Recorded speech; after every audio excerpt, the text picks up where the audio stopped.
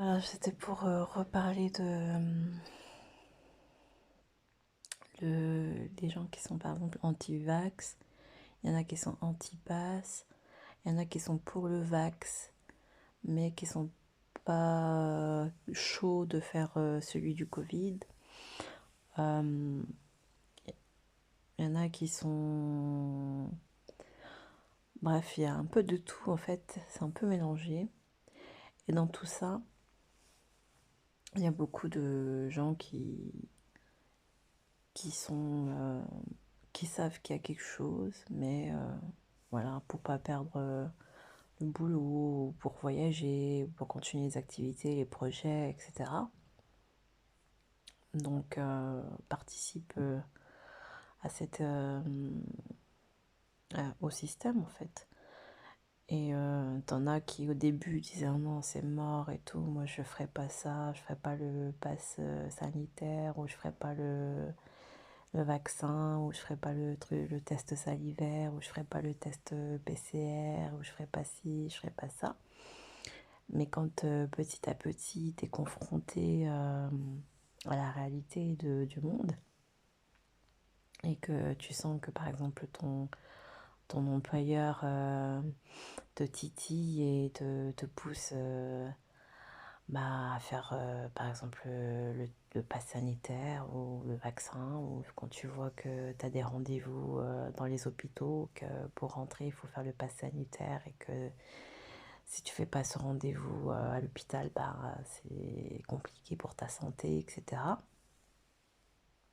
Euh, Si tu veux aller à la médiathèque ou je sais pas moi, au cinéma, à la bibliothèque, il faut le pass sanitaire. Donc voilà, enfin, au bout d'un moment, tu, tu te poses la question une fois, deux fois, puis après, peut-être la troisième fois, tu dis bon, allez, je vais faire le pass sanitaire, allez, je vais faire le vaccin. Voilà, pour entrer dans la mosquée, faut le pass sanitaire, le vaccin, tu vois. Donc, si tu vois des imams prêcher euh, tous les vendredis, il faut se demander est-ce qu'ils sont vaccinés, est-ce qu'ils ont le pass sanitaire, est-ce qu'ils font le test PCR, qu'est-ce qui se passe quoi, enfin, qu'est-ce qu'ils font, voilà. Donc, après, il ne s'agit pas de stigmatiser les uns les autres. Chacun fait son choix, est libre de faire ce qui lui semble bien et correct. Mais le but de notre prise de conscience, euh, c'est de savoir où le, le but final de tout ça, ou plutôt, même si on ne sait pas le but final, mais au moins savoir euh, si c'est une comédie, si c'est une pièce de théâtre, si c'est une tragédie, si c'est un film romantique ou dramatique, enfin, tu vois, tragique, ou c'est un film d'horreur, ou c'est un film comique, ou tu vois, donc là, c'est pas un film, c'est notre vie, tu vois. Mais on peut regarder ça sous un autre angle, sous l'angle de film, tu vois. On peut voir ça sous un autre angle, dans le sens pièce de théâtre, quoi, tu vois. Et nous en sommes les acteurs. Mais, euh, mais comme il s'agit vraiment de notre vie, donc ça fait, c'est quand même, c'est pas un jeu, quoi. C'est quand même, il y a des enjeux, des choses importantes, tu vois, qui se jouent. Et, euh, et si t'es croyant, ben, tu crois à quelque chose, tu crois à Allah, tu crois au Seigneur, quelque chose de grand, tu vois, indéfinissable, indescriptible, quelque chose de tout puissant, à l'unicité du Seigneur Allah, euh, qui, euh, qui est spectateur, qui voit tout, qui entend tout, qui sait tout, voilà, qui est sage, qui est d'une puissance, qui est d'une patience, d'une sagesse, d'une force, d'une puissance, voilà, d'une omniscience, d'une omnipotence, voilà, tout ça. Et donc, toi, en tant qu'acteur de ta vie, de ta propre vie, et puis après, acteur au sein de ta famille, acteur au sein de ta ville, au sein de ta patrie, au sein du monde, etc. Petit à petit, on comprend le truc. Bah, tu te dis, est-ce que tu choisis tu fais les bons choix dans ta vie, voilà. Est-ce que ce que tu décides de faire, est-ce que tu décides de penser, est-ce que euh, dans ta façon d'évoluer, dans ta conscience, etc. euh, est-ce que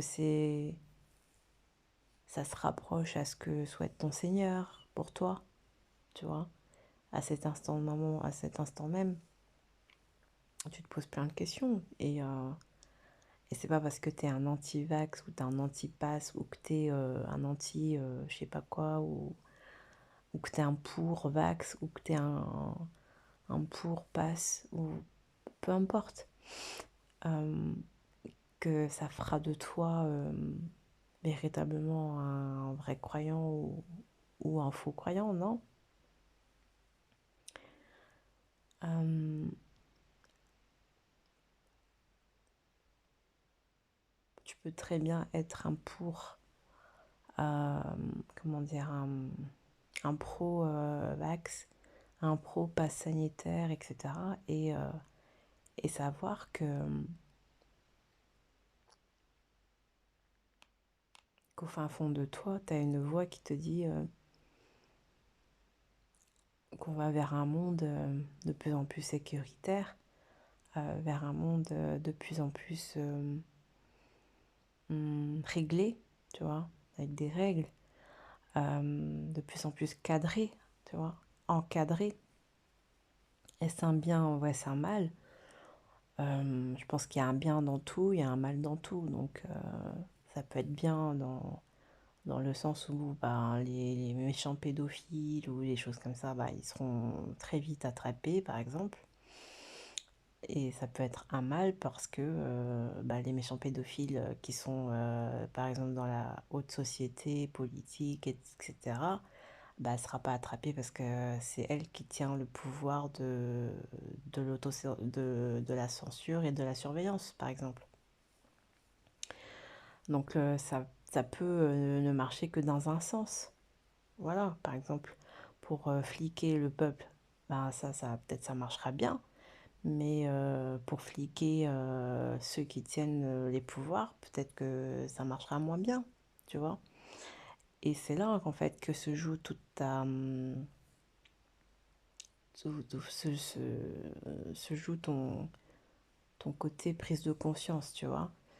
Dans le sens où, par exemple, la pauvreté dans le monde entier, tout le monde veut l'éradiquer. J'ai vu, il y a une semaine, il y a moins d'une semaine, quelques jours, il y avait le truc, l'événement, je sais pas comment ils l'ont appelé, l'événement là, mondial, avec plein de chanteurs réunis partout dans le monde, à Paris, sous la Tour Eiffel et tout, qui chantaient contre la pauvreté dans le monde et contre le climat, réchauffement climatique et patati patata. Sauf que nous avons très bien vu que euh, avec l'industrialisation, la révolution industrielle, avec les voitures et avec la pollution industrielle, les usines et tout, bah, ça a contribué à l'accélération du réchauffement climatique et également là avec le phénomène Internet et les data centers et tous les fils et tout qui sont sous terre, sous mer et tout ça. Ça contribue aussi à l'accélération de la fonte glaciaire et au réchauffement climatique dans sa globalité, voilà. Et puis même sans ça, sans l'action humaine, si notre Seigneur là a décidé bah, du réchauffement climatique pour X raisons ou pour aucune raison que nous connaissons, ben voilà, il le fera quoi. Enfin, il n'y a pas Pas besoin de l'homme, de l'humain pour que quelque chose d'étrange se passe, hein. Voilà. Euh, mais voilà, en tout cas, nous, si on cherche des excuses, des arguments, euh, nous sommes nous-mêmes responsables de, des effets néfastes tels que la pauvreté par le biais de la finance euh, gourmande, une finance injuste, basée sur l'usure et basée sur le profit avec la bourse, le marché secondaire, etc. Et le capitaliste, le système de dividendes, de capital et les sociétés, les entreprises qui sont structurées et basées sur tout ce qui est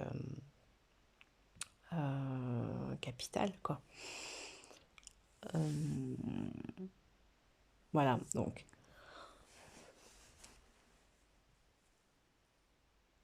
Déjà,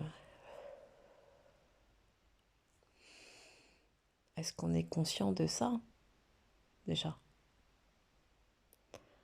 Tout en sachant que dans les textes bibliques, coraniques, euh, cet effet, ce système financier, boursier est dénoncé et blâmable. Voilà. Donc déjà, est-ce qu'on est conscient de ça? Si on est conscient de ça, on est conscient que ce système qu'on nous offre et qui nous enferme vers encore plus de cadres, encore plus de rigidité, encore plus euh, de lois, euh, vers quelque chose qui ne dénonce pas en fait l'usure, qui ne dénonce pas euh, les lois, les lois de finances capitalistes, boursières, etc., de profit, etc. On avait, pour ceux qui sont spécialisés dans le milieu financier bancaire, il y avait la loi BAL, BALE, qui devait, BAL 1, BAL 2, BAL 3, donc c'est en Suisse, qui devait réguler, suite après la crise de subprime de 2008, et donc devait réguler un petit peu le marché financier, trouver des garde-fous par rapport aux entreprises financières et par rapport aux banques, à leur système, etc., de capitalisation et leur système de, comment dire, de refinancement, etc. Bref, on ne va pas rentrer dans les détails, mais tout ça, ça a été abandonné, tout ça, c'est mis sous terre, on n'en parle même plus. Plus personne n'en parle, même les spécialistes de la finance, on dirait qu'ils ont eu une amnésie totale, un oubli total, et ils étaient par contre, ils avaient la main sur le cœur en disant oui, il faut absolument qu'on trouve des solutions sur ça, il faut qu'on y travaille, on va faire des réunions jour et nuit pour voilà, accentuer sur la moralisation des lois de finances et patati et patata jusqu'à maintenant. Là, on n'en entend même plus parler. Là, on va migrer vers la crypto-monnaie, encore un truc qui est cafouilleux, qui tous les jours t'entends dans les médias. Intel, il a fait de la crypto-monnaie et ça s'est volatilisé. Il y a eu un vol d'1 million d'euros de je sais pas quoi de crypto-monnaie parce que c'est pas encore assez bien sécurisé, etc., etc. Bon, et on nous emmène tout droit vers ce système-là. Je me rappelle, il y a 50, 10 ans, 15 ans, quand je faisais le PayPal pour mes premiers sites internet de shopping. Les gens, ils étaient pas trop pour parce qu'ils étaient pour habitués à ce genre de système. Ils étaient un peu frileux. Ils se disaient non, moi je veux payer par carte bancaire, mais pas par PayPal. Enfin voilà, ils étaient. Et même payer par carte bancaire sur Internet, ils voulaient pas. Donc il y en avait encore que je faisais trois systèmes. Je prenais un en virement bancaire, ceux qui voulaient.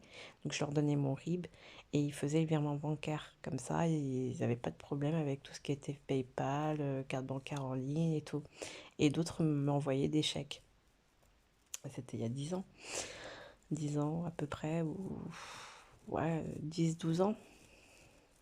Donc les gens, il y a 10-12 ans, ils ne voulaient pas donner leur numéro de carte bancaire comme ça sur Internet. Et là, maintenant, maintenant en 2021, voilà, euh, voilà, la Banque Centrale Européenne et tout sont en train de travailler pour la crypto-monnaie et personne ne dit pas grand-chose, ne dit rien. Demain, imagine, ce sera 100% crypto-monnaie, il n'y aura ni chèque, il n'y aura ni carte bancaire, il n'y aura ni virement, ni quoi que ce soit, mais ce sera tout sera digitalisé, etc. Tu n'auras plus le temps de dire non, je suis pas contre, je suis contre, ou non, je veux pas, ou non, j'hésite, ou non, j'aimerais bien avoir le choix.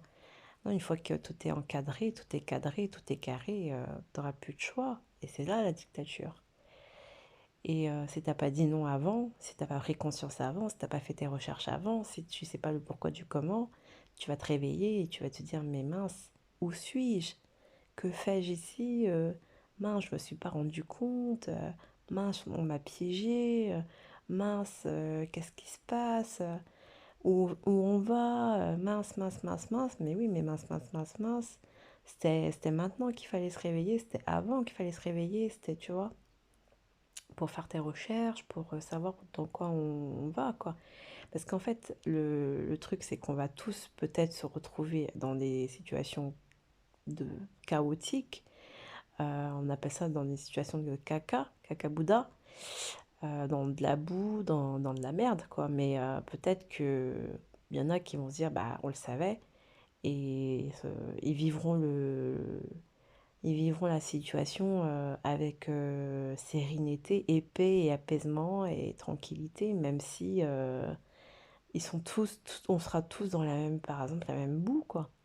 Mais tantôt, il y en a qui vont le vivre bien, avec apaisement, peut-être même avec un sourire un peu fier d'avoir fait des recherches, d'avoir suivi leur voie intérieure, cette voie christique, cet Esprit Saint, cet ange, voilà, cette lueur divine qu'il y avait en eux, tu vois, euh, qui leur a prévenu, qui leur a envoyé des alertes, voilà, tout ça.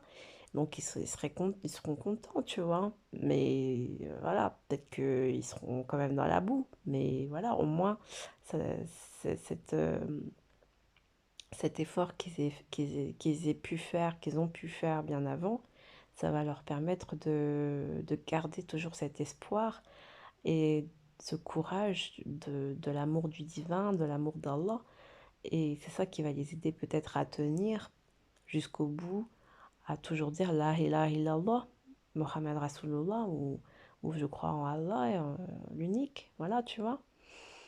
Et les autres qui vont se réveiller comme ça, comme dans une pièce de théâtre, et qui verront les masques tomber de leurs dirigeants préférés ou de tel ou tel magouilleur qui se présentait comme un gentil, ben là ils vont dire non, attends, j'ai fait tous ces sacrifices depuis toutes ces années pour ça.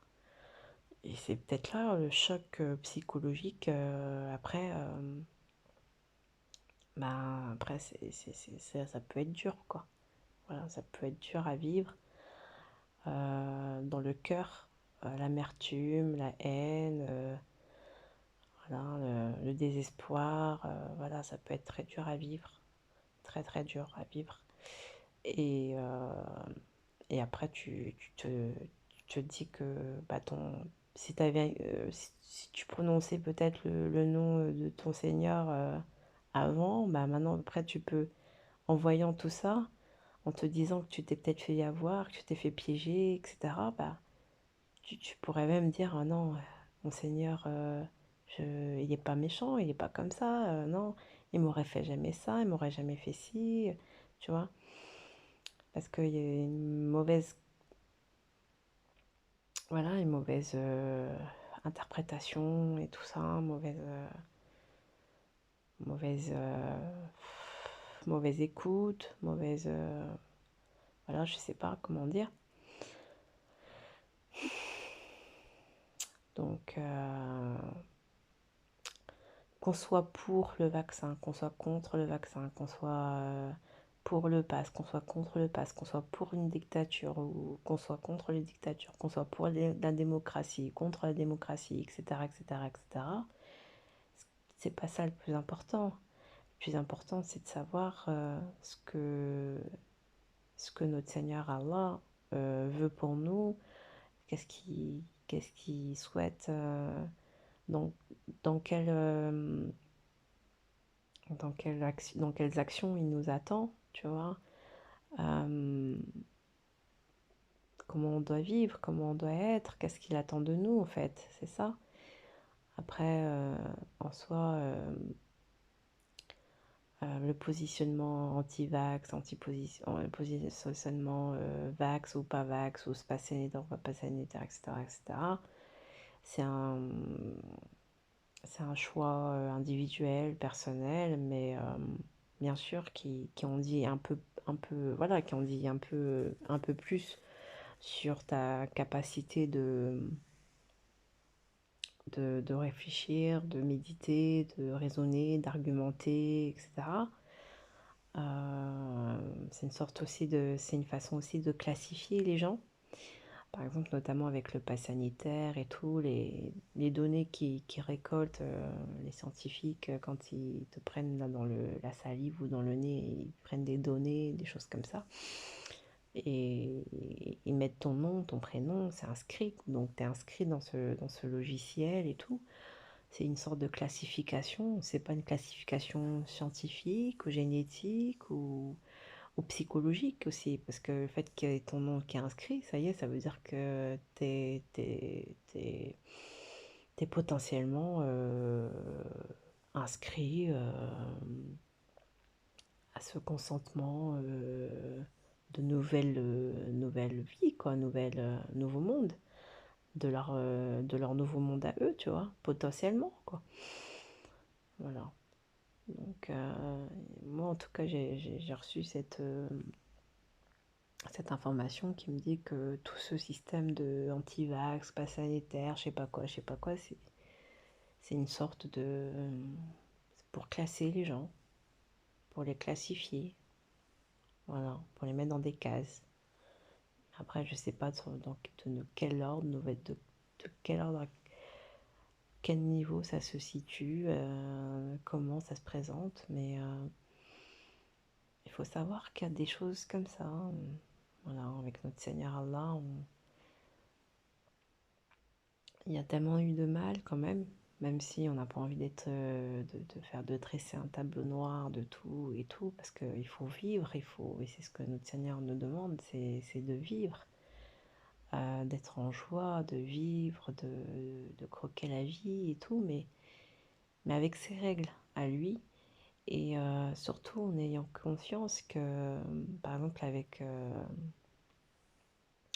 la fête religieuse juive Soukout, c'est avec la tente, c'est les tentes. Et c'est cette idée de tente, c'est cette idée que bah, l'homme ne doit pas oublier que il reste euh,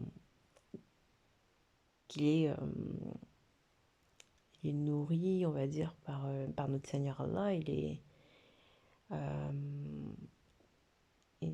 comment dire, Allah s'occupe de l'humain, de l'homme. Et que il doit remercier le Seigneur Allah, il doit reconnaître que les bienfaits de notre Seigneur sur lui, sur l'humain, et que oui, aujourd'hui on a des maisons, des appartements, on est bien logé, etc. Mais si tu dois voyager, tu prends 2, 3 bagages et, euh, et tu pars. Tu vas pas prendre ton appartement, tu vas pas prendre ta maison, tu vas pas prendre ta chambre sur ton dos. Tu vois, tu prends juste 2, 3 sacs et voilà, c'est comme ça, c'est comme c'est ça l'effet sous-coute la tente. Quand tu es dans la tente enfermé pendant 7 jours, c'est que tu dois mettre en tête cette idée de l'homme nomade euh, qui est prise en charge par son Seigneur et qui a besoin de peu et qui a besoin de peu, mais qui au final ne, comment dire, ne vit la vie euh, avec du matériel et tout, mais ce matériel-là, c'est éphémère. Parce que quand tu meurs, ben, tu meurs sans ce matériel, sans ce matérialisme. Et c'est ça, cette fête Sukkot de l'attente, donc, qui nous renvoie à cette idée d'une vie de jeu, d'amusement, éphémère, mais qui a derrière un enjeu important, c'est la maison sacrée qui est en toi. Et ça, t'as pas besoin de ramener toute ta maison, toute ta baraque, toute ta chambre, non. C'est en toi, c'est le calme, la paix, l'apaisement, la maison sacrée qui est en toi. Et, et ça, c'est au-delà du matérialisme, au-delà du matériel, c'est du spirituel et c'est quelque chose de caché qui est en toi, qui est en ton fort intérieur. Et personne ne peut te l'enlever en fait. Et c'est cette reconnaissance que tu as, que tu cultives jour après jour, cette reconnaissance vis-à-vis de ton Seigneur Allah, de tout ce qui t'apporte jour après jour. Et voilà, c'est que tu reconnais, c'est pour ça qu'il y a la louange quand on dit Subhanallah, gloire à Dieu, gloire à Allah, louange à Allah, remerciement à Allah, tout ça. C'est le tasbir. En fait, c'est au-delà de dire Subhanallah 33 fois, au-delà de dire Alhamdulillah 33 fois ou Allah Akbar 33 fois, c'est la prise de conscience qu'il y a quelque chose, il y a Allah qui est là pour toi, que tu remercies, tu reconnais, c'est bien fait sur toi et que tu as envie de voir croître jour après jour, que tu as envie de participer à cette expansion de conscience, d'éveil sur toi et sur les autres et sur l'univers. Et voilà, c'est ça la grandeur avec Allah Akbar, de participer à cette grandeur, voilà, de faire partie de cette grandeur d'Allah Akbar. Voilà, c'est ça en fait, c'est croître comme un arbre.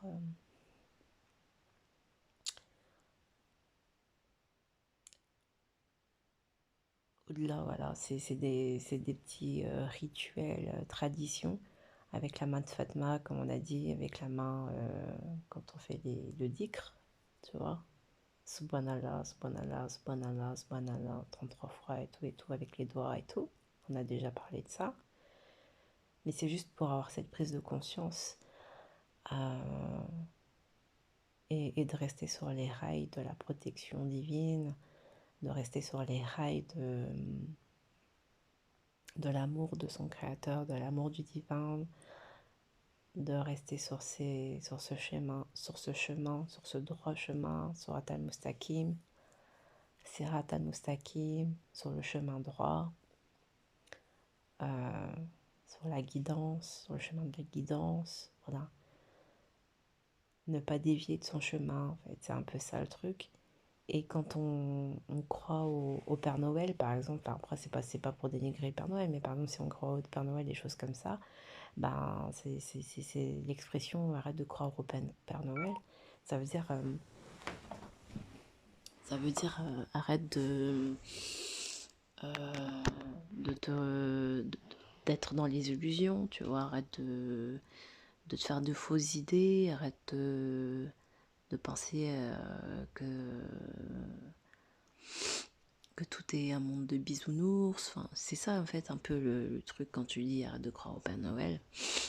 En fait, c'est de penser que notre Seigneur Allah n'est pas capable de toute chose en fait. Parce que moi, par exemple, il fut un temps, et c'est comme ça que j'ai pu comprendre un peu plus les visions et mes rêves et tout, quand j'ai commencé à avoir des révélations. On m'a fait comprendre que j'étais trop dans le côté Hollywood, Bollywood, tout le monde est gentil, tout le monde est beau en fait. Et j'ai eu beaucoup de visions, et enfin beaucoup de rêves et de visions qui se sont à un moment donné accentués mais vraiment sévère, quoi, du genre, tu regardes que d'un côté du problème et pas de l'autre face. C'est-à-dire que tu as le côté pile ou face, tu as le côté noir et blanc en fait un peu. Et toi tu regardais que le côté gentil, tout le monde est mignon, tout le monde est beau, mais tu en fait oublié qu'il y avait le diable qui existait. Et t'avais oublié qu'il y avait le côté méchant, t'avais aussi des côtés pervers de la vie, le côté néfaste, des côtés durs, des côtés... Je savais que ça existait, mais j'avais pas pris conscience vraiment dans mes arguments, dans ma façon de voir la vie. Je voulais pas y penser en fait. Je me dis oui, c'est vrai qu'il y a des méchants, oui, c'est vrai qu'il y a des criminels et tout et tout. Et puis jusqu'à en oublier que je pouvais aussi faire partie de ces criminels-là. Étant donné que quand tu fermes les yeux sur l'usure et que tu travailles dans un milieu bancaire, etc., après, il ne faut pas s'étonner de, qu'on puisse te dire dans le Coran, quand tu lis le Coran, que tu puisses t'apparenter à peut-être être quelqu'un qui fait partie des criminels ou des choses comme ça, tu vois. En fait, c'est très dur, hein, quand tu ouvres le Coran. Pour ça qu'il y en a qui l'ouvrent une fois et le referment juste après. Puis ils ne le réouvrent plus parce que c'est très dur de voir son face-à-face, son miroir, de voir ses faiblesses, de voir qui on est vraiment, de découvrir qui on est. Quand on se... Quand on est... comment on appelle ça, quand on baigne dans un monde où on croit qu'on est gentil, qu'on est tout beau, qu'on est tout rose, que tout va bien, qu'on essaie de faire le bien, etc., selon notre définition à nous, et non pas selon la définition coranique ou biblique, thoraïque.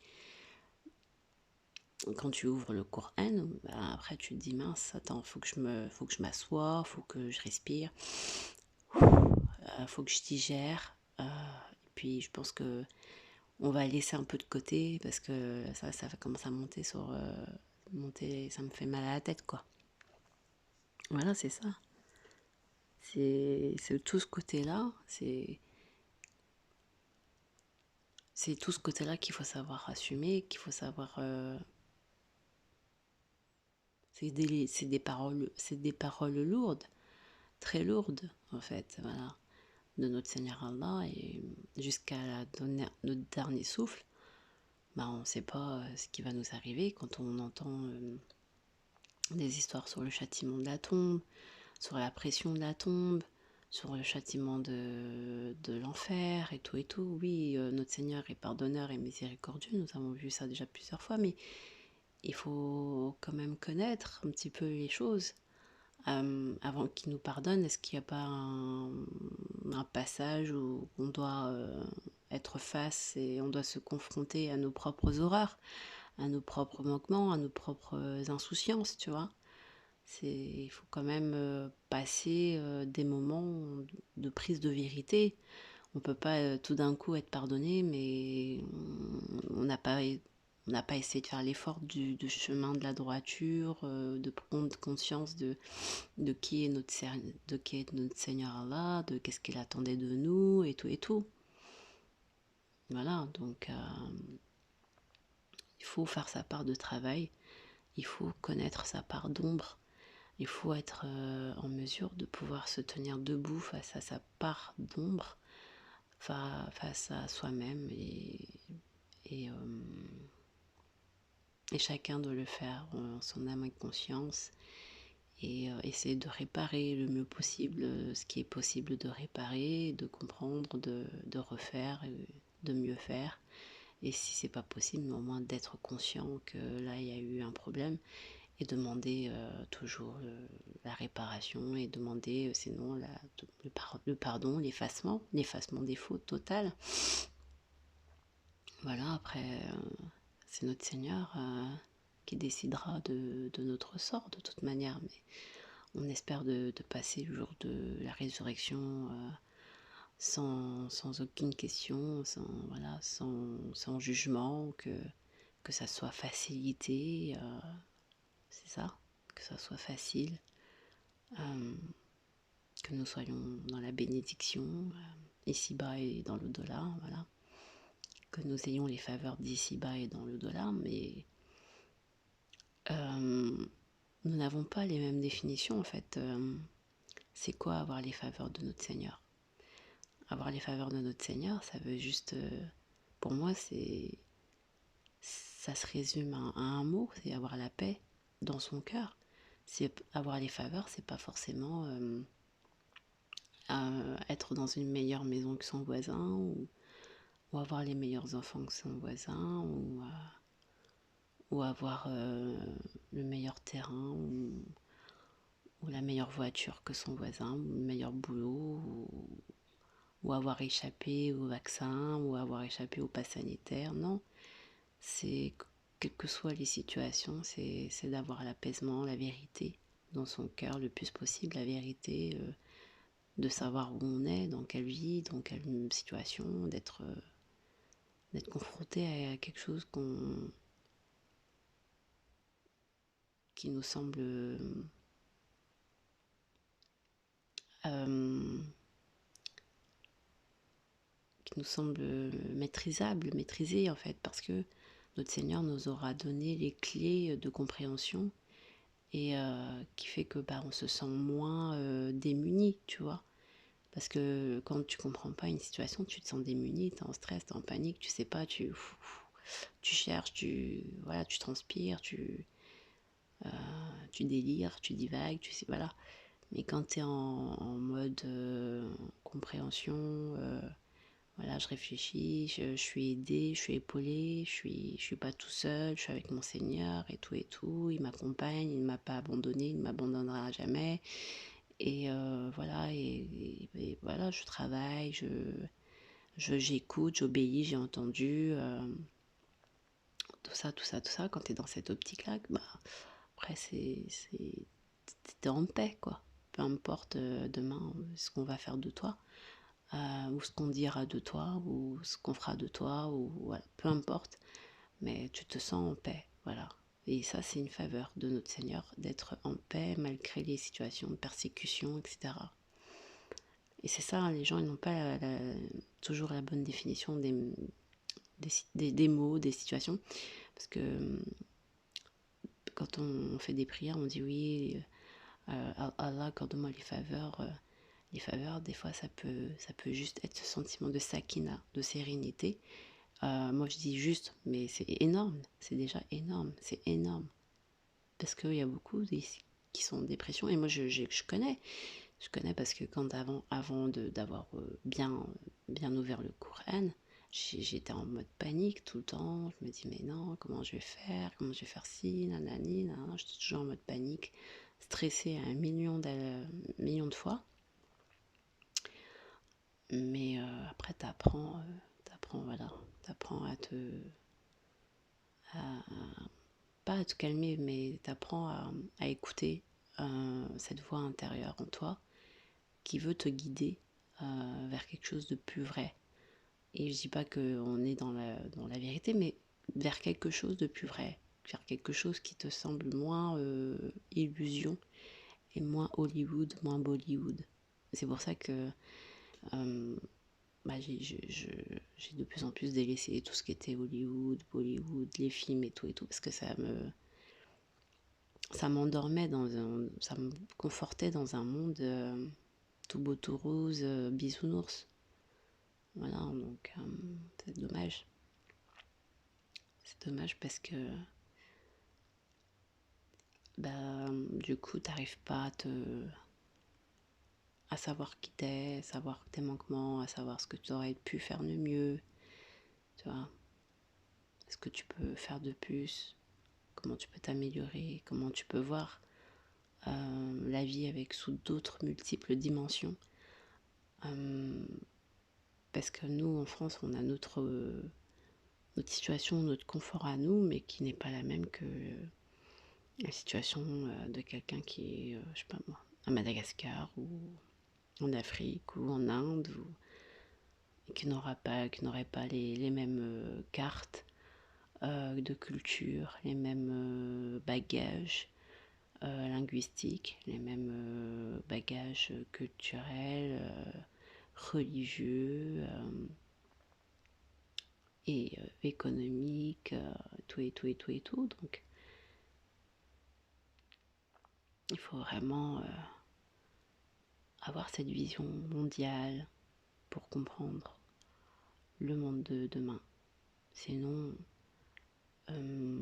enfermé dans sa bulle et ne pas vouloir comprendre le reste des souffrances de l'humanité, ben c'est que tu sois anti-vax, que tu sois anti-pass, mais que tu es encore resté dans ton univers à toi, français, etc., ben c'est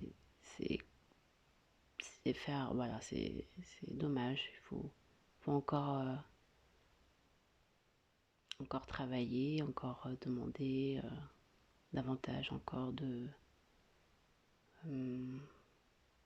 comment on appelle ça, pas de billes, mais ouais, encore de nouvelles informations, parce que c'est comme ça, pour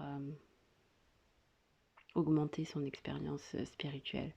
C'est ce qu'on a vu ce matin, afin d'augmenter son expérience spirituelle et de ne pas non plus être une caricature de soi-même, anti-vax, anti-pass. Non, c'est bien plus que ça en fait. C'est au-delà de tout ça, c'est au-delà de, de, de ce débat. C'est tout simplement essayer de comprendre nos manquements. Par exemple, quand on voit que les cinémas, les musées, les bars, les restaurants et tout ça, ils sont soumis au pass sanitaire, au vaccin. On peut se poser plusieurs questions. Pourquoi ça? Si on rentre dans une attitude globale, on peut se demander pourquoi notre Seigneur Allah laisse faire, en quoi il veut nous interpeller, sur quelles questions on doit plus encore méditer, pourquoi c'est sur la culture, le cinéma, les choses un peu de loisirs, des choses comme ça. Tu vois, pourquoi c'est sur le médical, le pass sanitaire à l'hôpital et tout.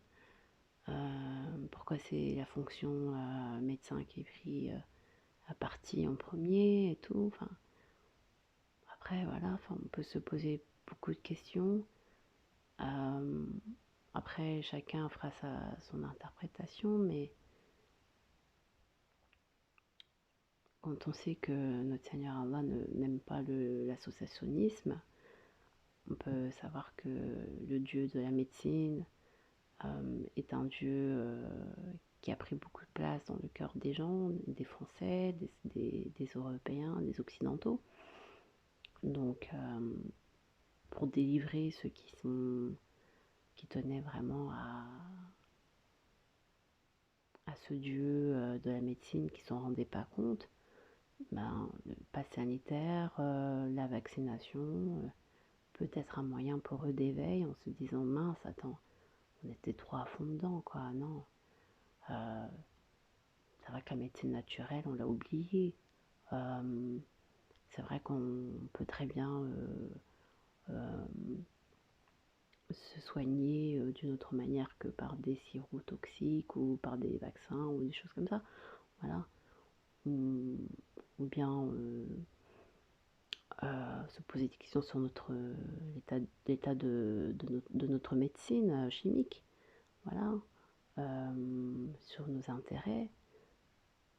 Voilà. Enfin, on peut se poser plein de questions qui pourraient nous faire comprendre qu'on n'était pas sur la bonne direction, qu'on n'est peut-être pas sur la bonne direction et que notre médecine de demain ne sera peut-être pas sur la bonne direction. Notamment, par exemple, moi, il y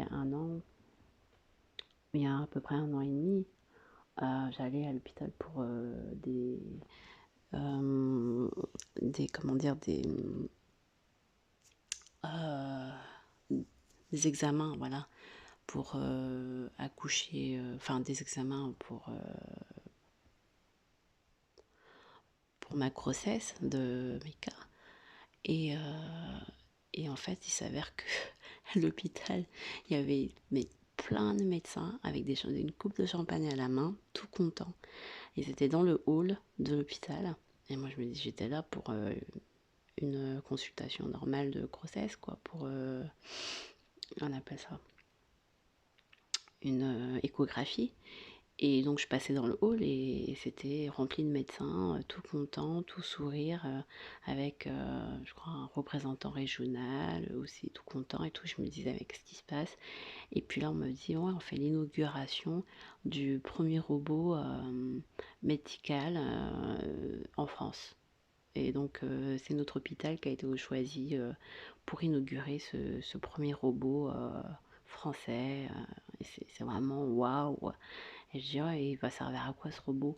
Et ben, il va servir à détecter les maladies dès que le patient il passe devant ce robot. Le robot saura détecter exactement telle ou telle maladie. Voilà. S'il lui reste par exemple 5 jours à vivre ou 10 jours, enfin voilà, j'exagère un peu le truc, mais c'est un peu le truc comme ça quoi qu'il m'expliquait. Donc le robot saura tout de suite si ça vaudra la peine ou pas de le de lui faire une intervention chirurgicale ou pas, enfin voilà quoi. Bref, en gros, le robot, il a le droit de vie ou de mort sur toi. Et j'ai fait, waouh, là c'est bon, ça y est, c'est foutu. Là, j'aurais dû déjà me rendre compte que à cette époque, c'était déjà foutu. Là, j'ai fait, non, c'est chaud. Mais il n'y avait pas encore ce système de vaccin, de passe sanitaire, ou je sais pas quoi. Mais ils étaient tous là avec leur coupe de champagne, quoi, tranquille, en train de rigoler, ils étaient contents de leur trouvaille de robots. Donc voilà, tu vois. Ils étaient où, les médecins, à protester en disant non, mais un robot ne devrait pas avoir autant de prise de décision. C'était déjà il y a 1 an et demi. Il y avait quand même le Covid déjà, je pense. Ouais, il y avait déjà le système Covid et tout ça. Et on n'entendait pas le médecin qui disait non, c'est pas bien, c'est pas moral, parce que quand même notre Seigneur Allah, il peut faire des miracles. Il y a plein de gens, d'enfants, de parents, enfin de futurs parents qui n'arrivaient pas à avoir d'enfants et qui en ayant la croyance et tout, l'espoir, ils ont réussi quoi. Et si on te sort un robot qui te condamne en disant non, tu n'auras plus jamais d'enfant, c'est mort, c'est le robot qui va avoir le droit de vie et de mort sur toi et qui va t'enlever de l'espoir de croire à un miracle de notre Seigneur Allah, tu vois. Donc ça, c'est là le danger. Ça, c'est le danger de perdre espoir, de perdre espoir du Seigneur, en fait. C'est ça. Et quand on te dit vaccine-toi, fais ci, fais ça, t'inquiète pas, on prend en charge, nanani, nanan, c'est cet esprit-là, tu vois, c'est ce côté malsain de se substituer constamment à la parole d'Allah, à la puissance d'Allah. C'est ce côté-là qui est malsain, qui est pervers, qui détruit en fait toute ta confiance en ton Seigneur Allah et qui t'efface après petit à petit ta puissance, la puissance du Seigneur Allah en toi et qui enlève ce recours miraculeux qui est possible à tout moment, si le Seigneur Allah le déclare quoi, pour toi. Donc, c'est cette conscience de la confiance en Allah qui veulent l'effacer en fait. À travers je prends tout en charge, je m'occupe de toi, je fais ci, je fais ça pour toi, le vaccin par-ci, le patati par-là, le passe par-là. Il verrouille tout cet aspect confiance en Allah, confiance au Seigneur. Il les efface pour mettre un autre programme, tout simplement, un programme qui est dépendant de la robotique, du numérique, de la dictature, voilà, des lois humaines, patati patata. Voilà, donc 50 minutes, je vous remercie pour votre écoute et bon courage et surtout que vous soyez anti-vax, anti-pass, anti-je sais pas quoi, anti-je sais pas quoi, ou pro-vax, ou pro-pass, etc., etc. Sachez que l'enjeu, en fait, derrière, c'est ça, c'est d'avoir, de reposer votre confiance en Allah et de toujours garder espoir, de toujours avoir cette flamme pour cet amour pour votre Seigneur Allah, la ilaha illallah. Voilà. Le jour où le cœur il se repose sur autre que Allah, si il met sa confiance, toute sa confiance en un autre système, un autre programme, à autre chose que Allah, ben c'est ça le piège, c'est ça la perte de croyance, et c'est ça qui est très dommage. Et tout ce qui est mis en place depuis des siècles et puis depuis toujours, c'est pour toujours nous enlever cette foi ultime en notre Seigneur Allah, nous enlever de cette toute foi, cette toute croyance, cette totale confiance en notre Seigneur Allah. Voilà. Salam alaikum. Prenez soin de vous et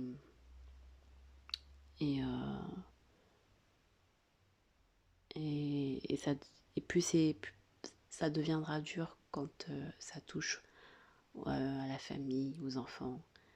Et aujourd'hui, c'était donc un passe sanitaire obligatoire pour les enfants de plus de 12 ans. Donc ça devient compliqué quand voilà, il y a les enfants qui sont impliqués. Mais l'épreuve